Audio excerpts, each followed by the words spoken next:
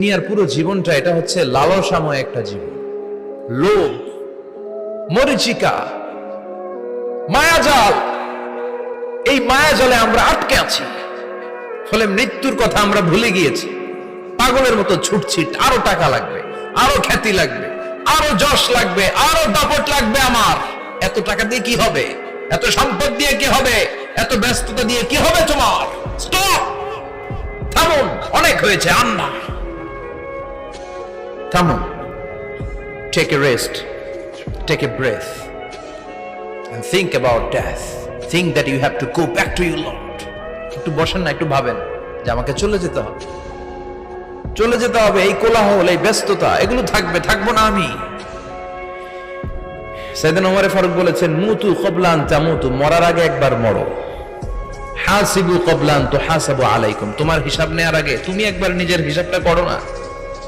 কাগজ বের করে একটু লিখো না, কি কি ভালো কাজ করছিলা, যেগুলো দিয়ে নাজাতের ওসিলা হতে পারে। 1 2 3, আর কি কি আকাম কুকাম করছো দেখো না, লিখে দেখো তোমার অবস্থাটা কি। মরার আগে একবার মরো। মরার আগে খাটের মধ্যে শুয়ে শটান করে চোখ বন্ধ করে একবার মরার ভান করে দেখেন কেমন লাগে। চোখটা বন্ধ করেন আর ভাবেন আপনি নাই, কি কি হতে পারে ভাবেন। আপনার ছেলে মেয়েরা কান্না জুড়ে দিবে, আপনার প্রাণের স্ত্রী বিলাপ শুরু করে দিবে, বন্ধু বান্ধবের চিৎকার আর মাতম, স্থানীয় এলাকার মসজিদে ঘোষণা, অমুক এলাকার নিবাসী অমুক ভাই অমুকের ছেলে অমুক দুনিয়ায় নাই। সব আত্মীয়রা চলে আসবে, ফেসবুকে স্ট্যাটাস দেয়া হবে, সবাই সবাইকে জানাবে বিকাল 4টায় অমুক হাই স্কুল ময়দানে আপনার জানাজা। ছুটে আসবে, সবাই ছুটে আসবে আপনাকে শেষ বিদায় দিতে, গুড বাই জানানোর জন্য, আল ওয়াদা, বিদায় জানাতে আসবে সবাই। 4 তাকবীর দিয়ে আপনার জানাজা হবে, অশ্রুসিক্ত জানাজায় আপনার বিদায় হবে। কাঠের খাটিয়ার মধ্যে করে কাঁধে তুলে আপনার কবরে নেওয়া হবে। আগে থেকে খুঁড়ে রাখা কবরটার মধ্যে আপনারে বিছিয়ে দেয়া হবে। বাঁশের কচি দিয়ে তার উপরে মাটির চাপা দিয়ে সব চলে যাবে। ভাবেন না একবার চোখ বন্ধ করে, this is the circle of life, this is the nature of life. এটা সবার হবে, আমার হবে, আপনার হবে। এত মায়া, এত ভালোবাসা কই যাবে? কেউ থাকবে না, সবাই আপনার অন্ধকার কবরে রেখে দিয়ে চলে আসবে। উপরে বাঁশের কঞ্চি, তার উপরে মাটির চাপা, অন্ধকার আর অন্ধকার। এই অন্ধকার যেন শেষ হতে চায় না, শুধুই অন্ধকার, ঠিক কিনা? এজন্য আমাদের চলে যেতে হবে। দাদা গেল, চাচা গেল, মামা গেল, আমাদেরকেও যেতে হবে, জোরে কোন ঠিক কিনা? একদিন মাটির ভেতরে হবে ঘরে মন আমার, কেন বন্ধ দালান ঘর, প্রাণ পাখি উড়ে যাবে পিঞ্জর ছেড়ে।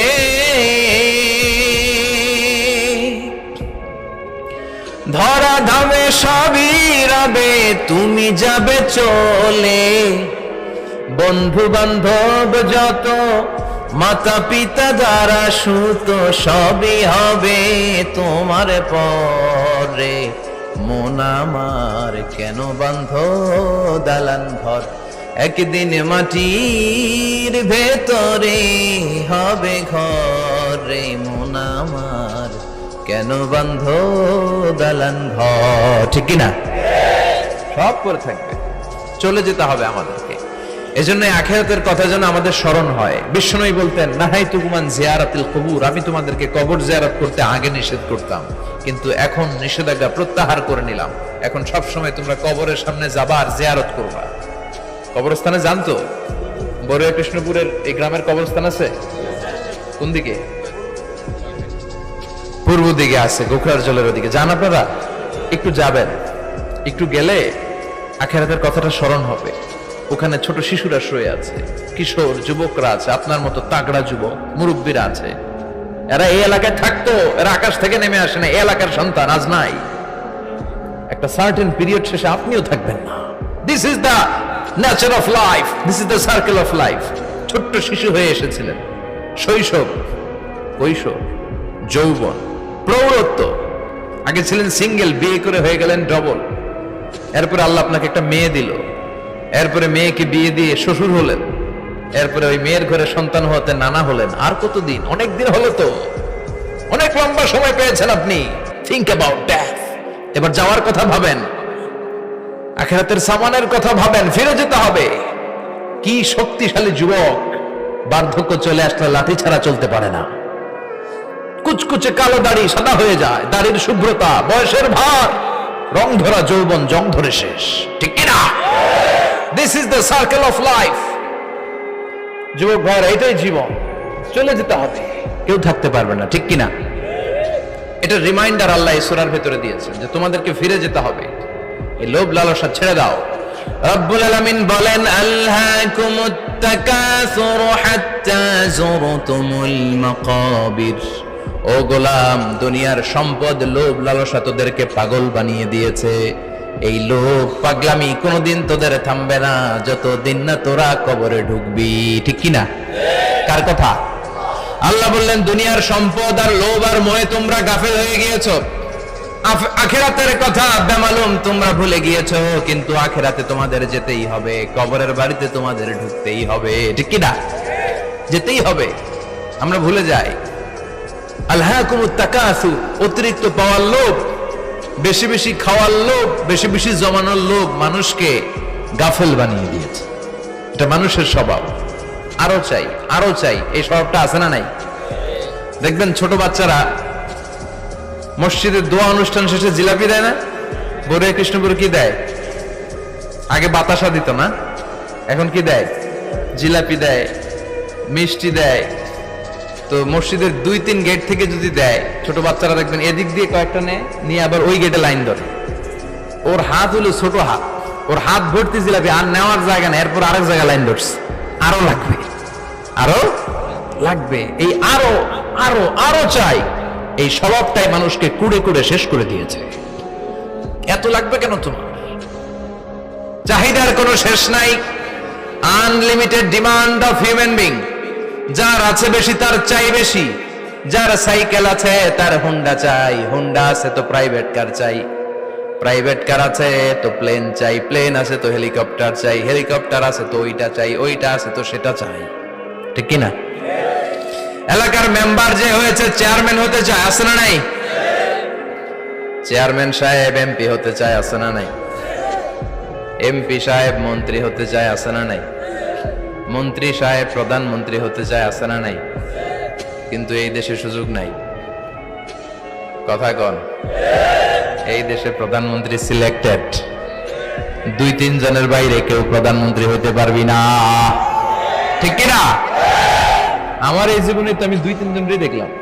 বেগম খালেদা জিয়া, মাননীয় প্রধানমন্ত্রী শেখ হাসিনার ছোট্টবেলা দেখেছি এরশাদকে, আমরা তখন ছোট। তো মানুষের চাহিদার কোনো শেষ নাই, যার আছে বেশি তার চাই বেশি। এজন্য বিষ্ণু বলেছেন, উনজুরু ইলা মান হুয়া আসফালা মিন, তোমার চেয়ে যে খারাপ আছে ওর দিকে তাকাও।